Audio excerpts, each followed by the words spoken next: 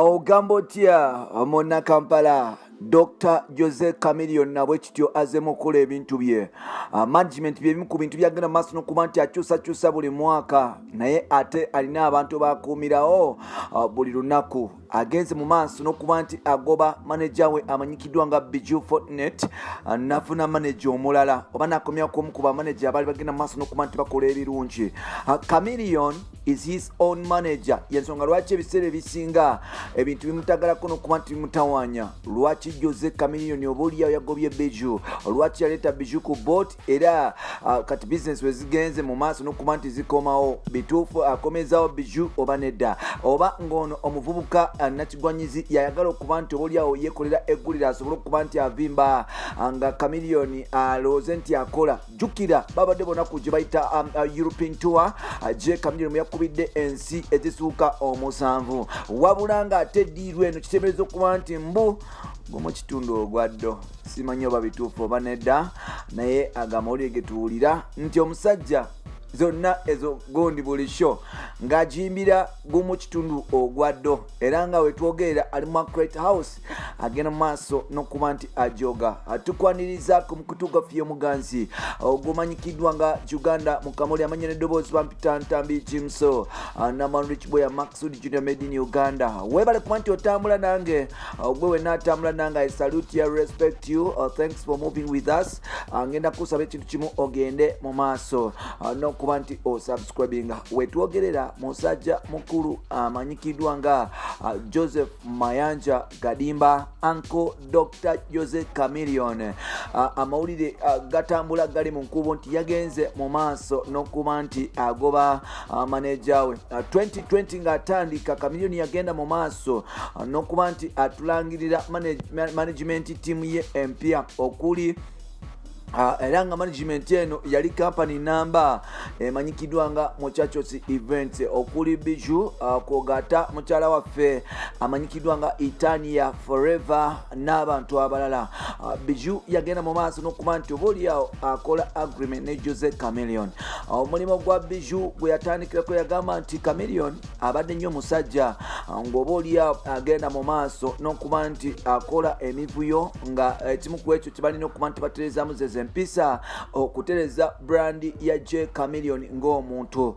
Yaddawo n'atugamba nti Chameleone ye muntu abadde azze akola ennyimba za single era nga single ze obuulyawo zibadde zimufudde ow'ettutumu ng'agamba nti this time around tayagala Jose Chameleone kuba nti akola single zokka mpolampola. Biju bali balina okuba nti bakola album empya bwe tukutukutu ne musajja mukulu amanyikiddwa nga Jose Chameleone olweno basobola okuba nti bagitunda ku mitimbagano egy'enjawulo n'okuba nti bapushinga African album nga bategitinze African continent. Yes. So ebyo byonna Biju babikola nga bali ku table.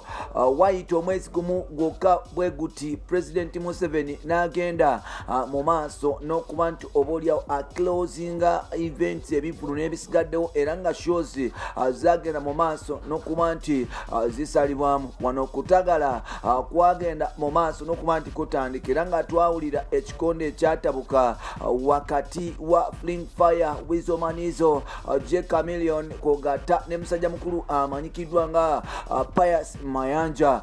Wanene ekikonde kyali kitebeeza okuba mbu kyali kyanja Wise Man 5 nga ye boyfriend wa Biju. Kitebeeza okuba nti obuulyawo bano bagenda mu business nga ebintu tebikyakola bulungi nga Biju alinamu akasente.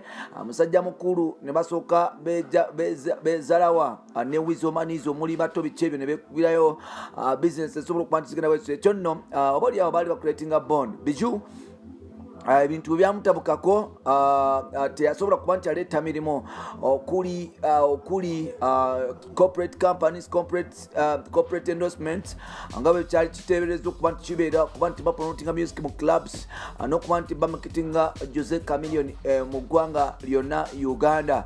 Biju yagenda mu maaso n'okuba nti obuulyawo agamba Chameleone okutuulamu ku board batese bupya.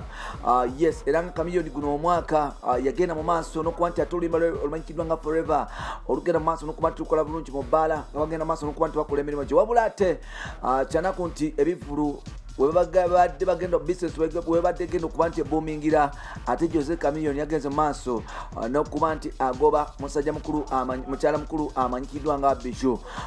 Sofa waliwo guy Chameleone gwakola naye ebiseera ebisinga bamuyita Mutima.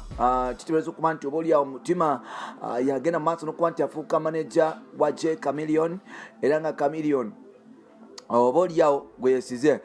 Chameleone yatandika management ye yasooka ku appointinga muganda wamanyikiddwa nga Humphrey Mayanja as his manager era nga Humphrey ebiseera byebeera ne Jose Chameleone bafuna ebintu bingi okuliza award kola awards bafuna nominations mu biseera bingi batambula amawanga mangi era nga Humphrey Mayanja muganda wa Jose Chameleone obaoliawo y'omu ku bamanager mpola mpola abagenda mu maaso n'okuba nti bamukolera ebyafaayo nti awards zonna mu Uganda bagenda mu maaso n'okuba nti baziwininga kwogata ku East Africa kwogata ne mu Africa mpola mpola. Ekyatuukawo wakati we ne Humphrey Mayanja paka sawa zino tukyakinoonya tetukimanyi naye ng'ate yagenda mu maaso n'okuba nti amufubuutula mpola mpola. Chameleone yavaawo yagenda mu maaso n'okuba nti eyaleeta eyali designer we era nga ye yali amukanikira amasimu wali ku William Street. Njogera ku musajja ono abasinga gwe mugenda mu maaso n'okuba nti musuusuuta n'okuba nti mutijisa. Njogera ku musajja amanyikiddwa nga Jeff Kiwanuka basinga gwe muyita Jeff Chiwa ajoininga Lionel Musical Empire nga Chameleone amaze okuba nti kyankalana ne muganda wamanyikiddwa nga Humphrey Mayanja omwaka gwali gwa 2045 awo mpola mpola era nga Jeff Chiwa yasobola okuba nti atandika okuba nti ayigirizibwa management skills. Chameleone yagenda mu maaso n'okuba nti exposing okumuwa business n'okuba nti promotinga n'okumufuula ow'ettabu mu industry era nga Jose Chameleone yagenda mu maaso n'okuba nti amuwa authority okuba nti apicking enyimba. Wano Jeff Chiwa yagenda mu maaso n'okuba nti afuna skills mu management era nga paka sawa zino Jeff Chiwa abantu abasinga gwe boogerako gwe batya. Jose Chameleone bakyankalana ne Jeff Chiwa mu mwaka gwa 2016 era nga Palaso yasigala mu America bali bagenze ku American Music Tour Radio and Whistle. Jeff Chiwa mpola mpola awo 2016 yes 2017 ne bacyankalira bava ku American Tour mpola mpola. Jose Chameleone yasobola okuba nti agoba manager we amanyikiddwa nga Jeff Chiwa era nga Jeff Chiwa yagenda maaso n'okuba nti anoonya future kwe kwegatta ku Good Life eyali ekoleddwa Weasel ne radio. Bino byonna bigwawo mu America nga Jose Chameleone yagenda maaso n'okuba nti administratinga manager we amanyikiddwa nga Jeff Chiwa ku Gata Radio and Weasel ba backup artist ate nga bali batandise okuba nti bakola ebintu ebyenjawulo. Jose Chameleone yasobola okuba nti aluzinga abantu basatu abali ab'omugaso ennyo, that is radio, Weasel ne Jeff Chiwa era nga Jeff yasobola okuba nti agenda maaso n'okuba nti atoyoleza omutindo n'ebyafaayo mpola mpola wali eri ku Good Life. Bakola sente nnyingi wabula ate ne Good Life yasobola okuba nti egenda mu maaso n'okuba nti esakinga oba okuba nti egoba musajja mukulu amanyikiddwa nga Jeff Kiwanuka aka Jeff Chiwa. Byonna nga bikyali awo.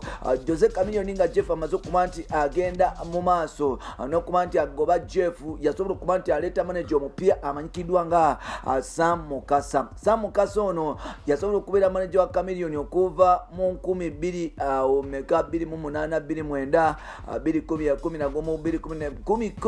awo.